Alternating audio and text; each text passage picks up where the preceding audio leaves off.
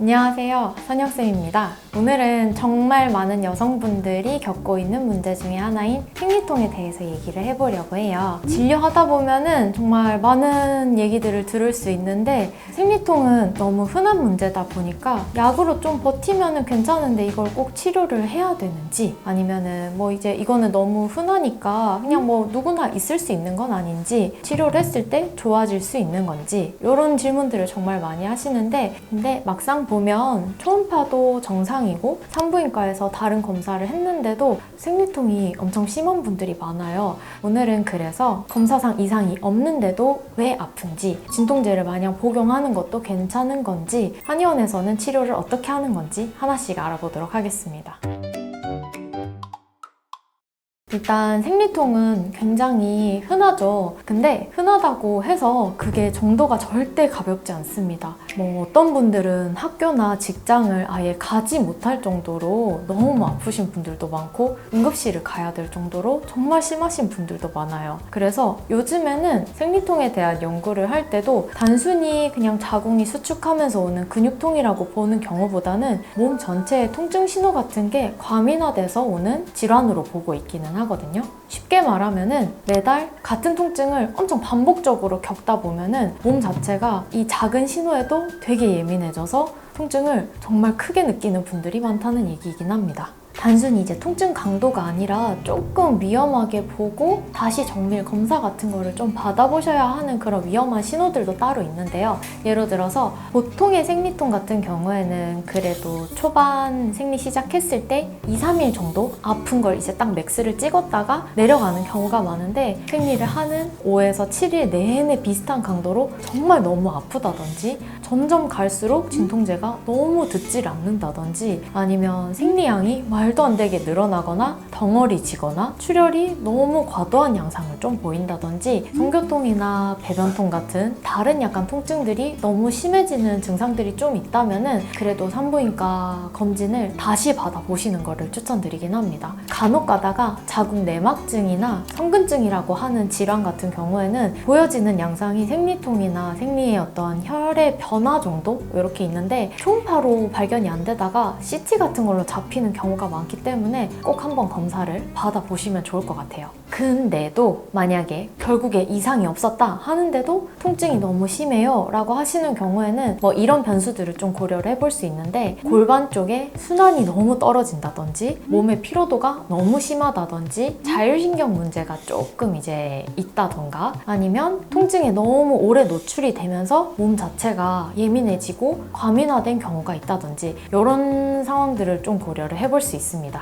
그래서 생리통 환자분들을 잘 보게 되면은 손발이 되게 차다든지, 평소에 수면 패턴이 아주 불량하다든지, 소화기가 너무 안 좋다거나, 배 주변 근육들도 엄청 딱딱하게 긴장이 돼 있다든지, 평소에도 아랫배가 엄청 차갑다든지, 목, 어깨가 엄청 굳어 있다든지, 여러 가지 징후들을 보이는 분들이 되게 많아요. 또 하나 환자분들이 정말 많이, 그리고 제 친구들도 되게 많이 물어보는 질문 중에 하나인데, 그럼 생리통이 심하면 진통제 먹는 거는 해가 없냐? 라고 많이 물어보세요. 결론적으로 말하면 적절하게는 무조건 그냥 드시는 게 낫습니다. 앞에서도 잠깐 말씀드렸듯이 통증 신호 자체에 너무 자주 과도하게 노출이 되면은 나중에는 몸에서 비슷한 조그만한 신호만 와더라도 바로 강한 통증으로 이어지는 경우가 많긴 하거든요. 어려운 말로 하면은 중추신경계가 뭐 이제 활성화된다라고 표현을 하긴 하는데, 이런 거를 막아주는 역할이 그래도 진통제입니다. 적절히 잘 사용을 했을 때는 몸이 과민화되는 걸 막을 수 있으니까 복용을 하시는 것도 괜찮아요. 하지만 그 적절히라고 하는 거는 약 봉투에도 써져 있겠지만 하루 권고량이 있습니다. 보통 생리통이 너무 심한 분들은 뭐 이제 타이레놀이든 이젠식스 같은 거든 하루에 막 8개, 10개씩 그냥 냅다 복용을 하시는 경우가 있는데, 진통을 하는 거는 좋긴 하지만 자주 그렇게 계속 먹다 보면은 뭐 위궤양이든 출혈이든 뭐 여러 가지 다른 진통제 오남용으로 인한 부작용이 있기 때문에 그런 수준이라고 하면은 치료 방법을 조금 바꿔보는 게 좋아요. 그래서 제가 보통 진료할 때 진통제를 그만큼 먹고 있다라고 하면은 자궁 상태를 조금 개선을 시킨다든지 몸 전체를 보는 식으로 치료를 한번 받아보시라고 말씀을 해드리는 편이거든요. 한의원에서는 그래서 생리통을 볼 때 자궁의 상태도 당연히 보지만 몸 전체의 어떤 순환이라던가 자율신경계의 상태라든지 소화기는 괜찮은 건지, 몸의 긴장도는 너무 높지 않은 건지 종합적으로 해서 치료를 하게 됩니다.